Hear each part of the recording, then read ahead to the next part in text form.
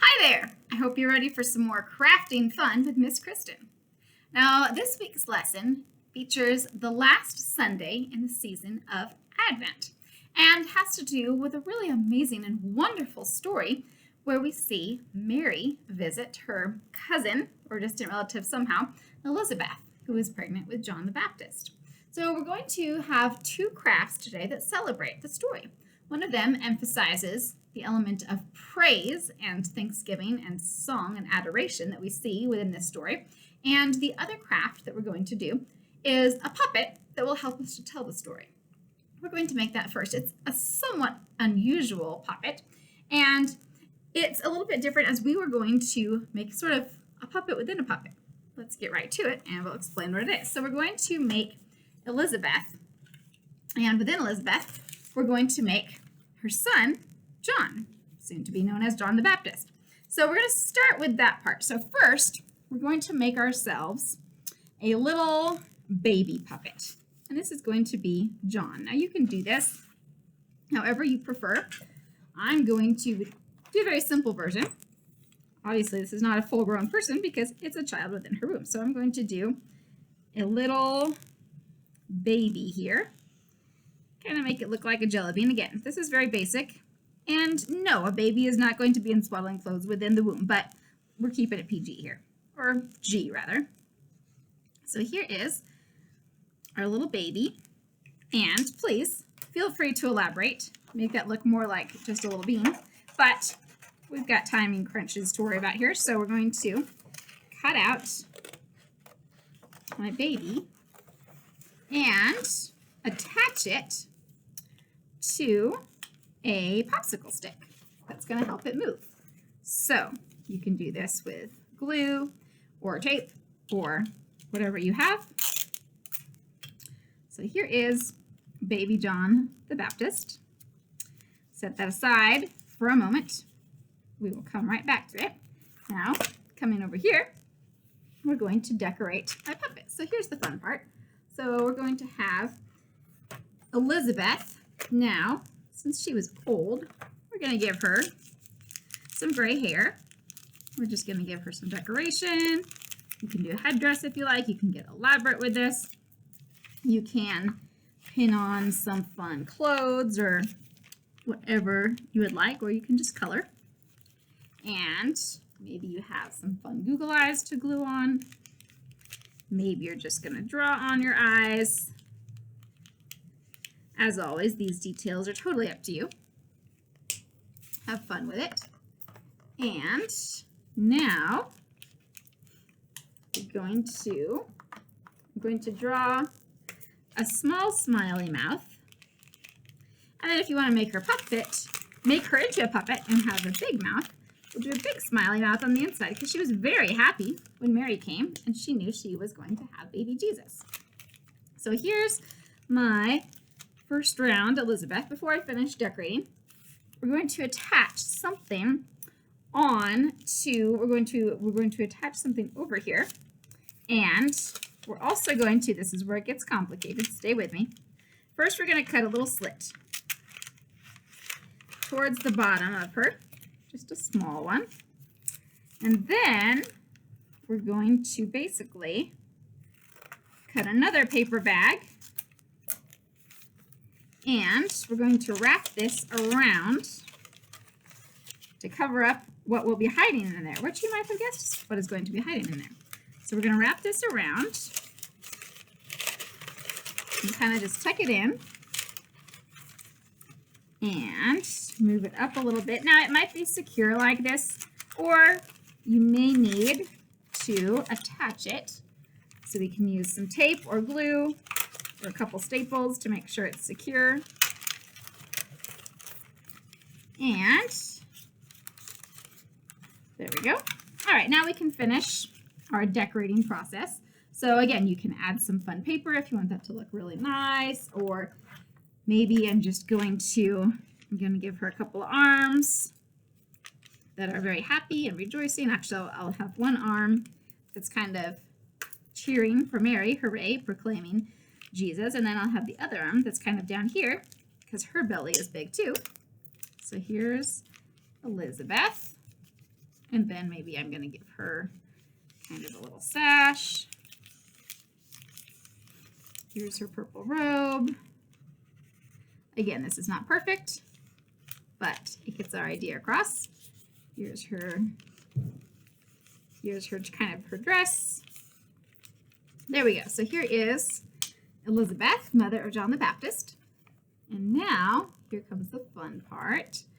So I have my puppet more or less decorated, as it were. And now I'm going to take my John the Baptist puppet. And if you'd like to label these so you know who we're talking about here, of course you're more than welcome to do so. So maybe I'll just write down here, Elizabeth. Now, back to John. Take our little baby puppet. And we're going to tuck it down in that little slit we made. And then you can kind of hide it so it's tucked away. And now, as we enact the story, here we go. This is sort of a two-headed puppet because you will have Elizabeth, and here she is. Well, hello, Mary. I don't know what she sounded like. And then when she's so happy, because here comes Mary with Jesus, John comes leaping. Now, obviously, he did not actually leap out of her womb. He was still in there. But this is reminding us of, see, he's still in there. But he's happy. He's joyful. He's jumping for joy.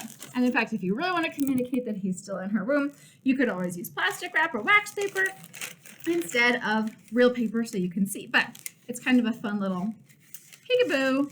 It's almost like a kangaroo, really.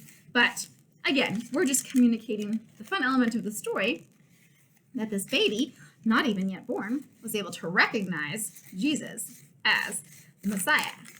And if you have time or you want to act this out, you could make another puppet of Mary and maybe have her have a little cross or something inside there to show Jesus as a little tiny seedling baby. So just a fun way to explore and celebrate the story.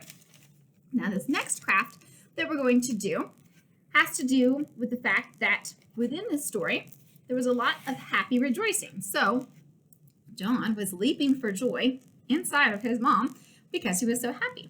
Now Mary, meanwhile, was so excited that she sang praises to God, what we call the Magnificat, or this beautiful hymn that she praised God with because she was so excited about having baby Jesus. So we're going to make a noise maker with some fun, festive excitement that will bring joy and make noise, because who doesn't like to make noise? So we're going to make a bracelet of sorts. I'm going to add a fun element to this bracelet to make it extra festive. So we're going to start with some paper.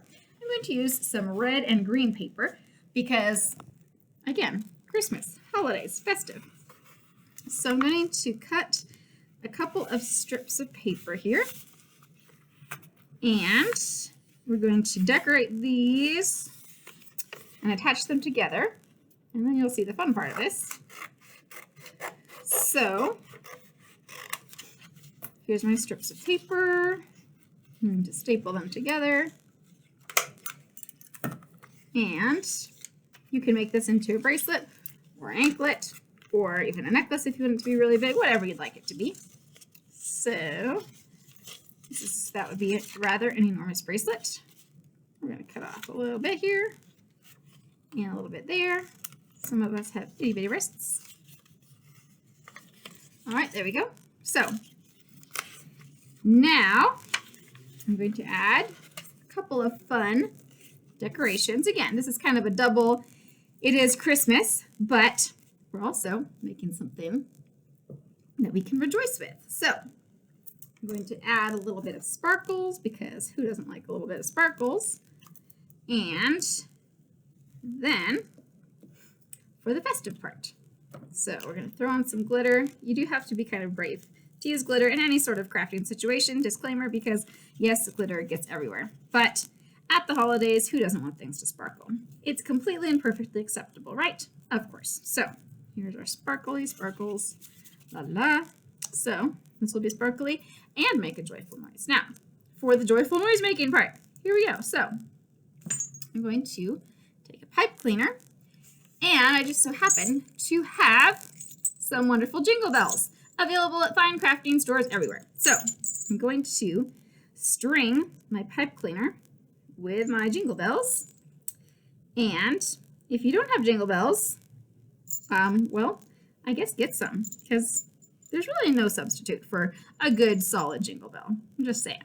So I'm screwing my jingle bells, or I'm sliding my jingle bells onto my pipe cleaner here. This is going to allow this to be a fun, festive bracelet. Now, could I slide them onto my pipe cleaner and leave it like that and have a super simple bracelet? Well, yes, of course. But I want kids to have fun and get to decorate stuff. And also, you can, I missed this part, you can add a verse or a caption, or simply something like, praise God, make a joyful noise. And now I'm going to attach my jingle bells onto my paper. And, oh, and stickers. Go for it and use some stickers too if you've got those. We're just going all out here. So, almost forgot the stickers. There. Stickers, glitter, jingle bells. This is like an intense masterpiece of craziness. So, let me staple on my pipe cleaner strewn with jingle bells. And now I will wrap this up. And I have my marvelous noise-making, wearable, shakeable, jingleable creation. So you can, again, put it on your wrist, put it on an ankle, just shake it around, kind of like a tambourine.